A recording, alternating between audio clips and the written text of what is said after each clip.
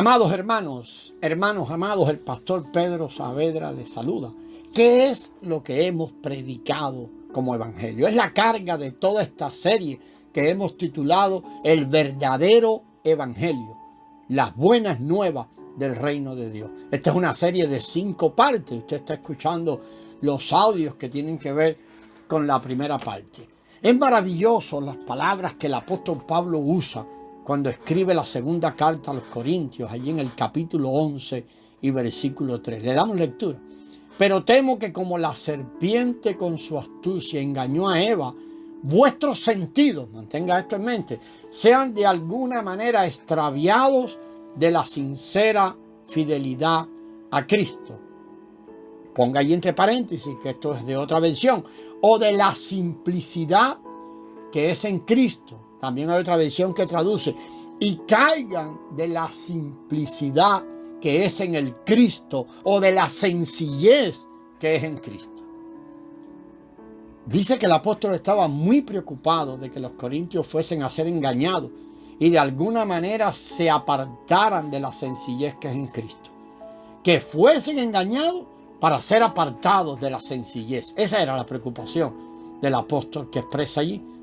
Al pensar en los años que llevamos en la vida de la iglesia, y usted pensará en el tiempo que usted lleva como creyente, estamos de acuerdo que podemos decir que todavía no hemos conocido a una persona que sea verdaderamente sencilla.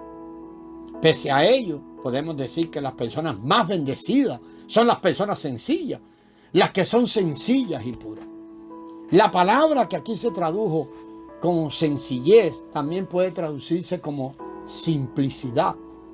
En la actualidad, la gran mayoría de creyentes no somos sencillos, sino que somos personas muy complicadas, debido a que hemos recolectado toda clase de enseñanzas, doctrinas, nos hemos llenado de opiniones e ideas, y estamos cargados, que hemos perdido la sencillez.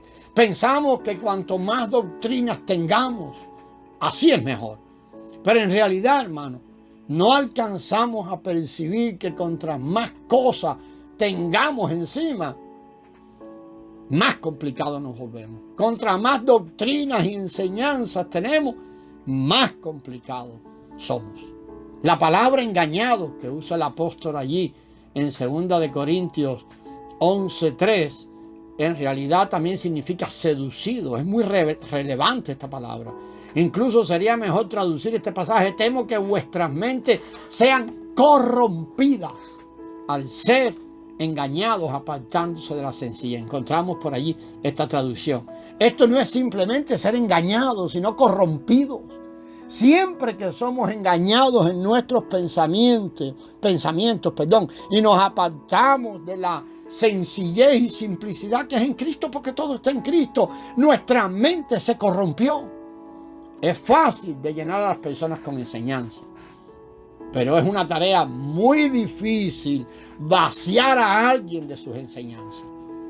Es fácil cargar a las personas de enseñanza, pero una vez que estas enseñanzas han entrado en las personas, es extremadamente difícil para cualquiera despojarlos de ellas. Por eso el camino de la palabra viva llega a nosotros como logos, como información, pero es para convertirse en rema, en palabra viviente. Y ese camino del logos al rema encuentra mucho inconveniente en nuestro interior. Y mucho es que nos hemos apartado de la sencillez, estamos llenos de conceptos. Ahora, siempre que nos mantengamos o que mantengamos las enseñanzas seductoras en nuestra mente será corrompida. Para que podamos experimentar esas riquezas de Cristo y la palabra se convierte en palabra viva en nosotros como experiencia de vida y disfrutar de ese Cristo, es necesario que seamos sencillos. Si no somos sencillos, permaneceremos en nuestra mentalidad que ha sido engañada y corrompida. Y esta es verdaderamente una condición terrible, que el Espíritu abra nuestros ojos y podamos ver esto. De nuevo, es maravilloso eso que el apóstol Pablo escribió ya a la iglesia, que leímos al inicio en 2 de Corintios 11:3. Lo volvemos a leer. Pero temo que como la serpiente con su astucia engañó a Eva, vuestros sentidos sean de alguna manera extraviados de la sincera fidelidad a Cristo o de la simplicidad que es en Cristo, y caigan de la simplicidad que es en el Cristo o de la sencillez que es en el Cristo. La guerra espiritual, amados hermanos, hoy en día consiste principalmente en capturar la mente y derribar la fortaleza. O si llevar esa mente bajo el dominio del Espíritu. La guerra espiritual consiste primordialmente en combatir contra el enemigo en nuestras mentes. Leemos allí en Mateo, capítulo 12, versículo 29, dichas estas palabras por el Señor Jesús. Porque ¿cómo puede alguno entrar en la casa del hombre fuerte y sacar sus bienes si primero no le ata? Y entonces podrá saquear su casa. Claramente el Señor dijo que a menos que el hombre fuerte fuese atado, nadie podía entrar en su casa y arrebatar sus bienes. Si hemos de arrebatarle sus bienes, incluso saquear su casa, primero tenemos que atar al hombre fuerte. El hombre fuerte es Satanás, el cual está en nuestro cuerpo físico, esforzándose constantemente desde allí por leudar y controlar nuestra mente. Tenemos que atar a Satanás, el hombre fuerte, en la mente humana. Solo entonces podremos arrebatarle sus bienes. Todos los miembros de Cristo, ya sea los hermanos que asumen tal vez en las congregaciones la responsabilidad, pero todos en general tenemos que comprender que la mayoría de los problemas en las congregaciones entre los hermanos proceden de la mente de los hermanos. Según la Escritura, la iglesia que tenía más problemas era la iglesia en Corinto. Y la razón principal era porque ellos estaban llenos de opiniones discrepantes. Al mismo tiempo, era la iglesia que había sido dotada con todo y enriquecida con todos los dones espirituales. Pero las opiniones, por supuesto, ¿no?, son problemas que radican en la mente. Y las opiniones y todo aquello que había allí en la mente de ellos, esas opiniones discrepantes, hicieron aparecer en los desastres que aparecieron en aquella congregación. Por tanto, el apóstol Pablo les encarga algo tremendo allí en la primera carta que les escribe, en el capítulo 1 y versículo 10. Y leamos allí para que veamos a qué les exhortó. Os ruego pues, hermanos, por el nombre del Señor Jesucristo, que habléis todos una misma cosa y que no haya entre vosotros divisiones, sino que estéis perfectamente unidos en una mente y en un mismo parecer. Allí vemos que les estaba exhortando a estar perfectamente unidos en un mismo sentir, en un mismo parecer, en una misma mente.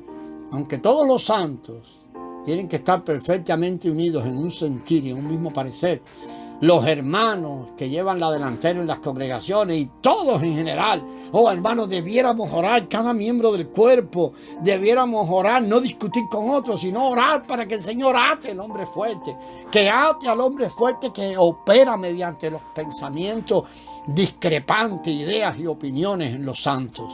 Sí, no tratemos y discutamos tratando de convencer, sino pidiéndole al Señor que ate ese hombre fuerte. Al repasar el comportamiento humano, vemos, por ejemplo, que los pensamientos de las hermanas son delicados, mientras que los hermanos son explosivos. Si uno se enfrenta a tales pensamientos, va a sufrir. La mejor manera de manejarlo no es confrontar ideas, sino acudir al trono de autoridad y atar al hombre fuerte. Una vez que el hombre fuerte haya sido atado ahí en la mente, podremos arrebatarle sus bienes. Con el tiempo verá que podremos ayudar a los amados hermanos, podemos ayudarnos los santos los unos a los otros. Lo que les ayudará no será la discusión con ellos o a tratar de convencerlos en su mente, todo lo contrario, sino que el hombre fuerte haya sido atado. Amado, cuando se suscite un problema en usted, en su grupo, usted con otro hermano, no trate de confrontar los pensamientos, no lo haga jamás, sino que vaya al trono y pídale al Señor que ate ese hombre fuerte. Esto es un asunto del reino. ¿Es del reino de Satanás o el reino de Dios? La mente es el campo de batalla y todos tenemos que luchar para que esa mente sea capturada y dominada por el Espíritu. Al leer 2 de Corintios 4 y versículo 4, allá hay algo muy revelador. Leemos allí: en los cuales el Dios de este siglo cegó el entendimiento de los incrédulos. Esa es la primera parte del versículo. El Dios de este siglo cegó el entendimiento de los incrédulos. La segunda parte leemos, para que no les resplandezca la luz del evangelio de la gloria de Dios, el cual es la imagen, de la gloria de Cristo, el cual es la imagen de Dios. Lo leemos completo.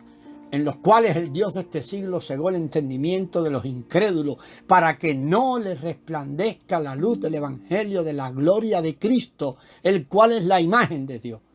Se nos dice ahí que el Dios de este siglo cegó la mente de los incrédulos. La táctica de Satanás consiste en cegar constantemente la mente de las personas. En los santos lo hace a través de enviarle opiniones, enseñanzas, para que se agarren a ella y ciega la mente, porque se agarran allí. Todos tenemos que orar para que ese hombre fuerte sea atado, para que el Dios de este siglo sea atado en su operar. Llegamos a Efesios 4, 17 y 18, y allí el apóstol Pablo escribe algo tremendo. Esto pues os digo y requiero en el Señor. Le está escribiendo a la iglesia. Os digo y requiero en el Señor, escucha amado, que ya no andéis como los otros gentiles que andan en la vanidad de su mente, teniendo el entendimiento entenebrecido, ajenos a la vida de Dios por la ignorancia que en ellos hay por la dureza de su corazón. Aquí se nos menciona un andar, que es un vivir, un caminar, y se hace referencia o se identifican con la vanidad de su mente. Y se nos aclara que la gente del mundo anda en la vanidad de su mente. Ahora la pregunta es, amado, ¿y usted? ¿Y nosotros los miembros de Cristo? Vamos a seguir sobre esto en el próximo audio.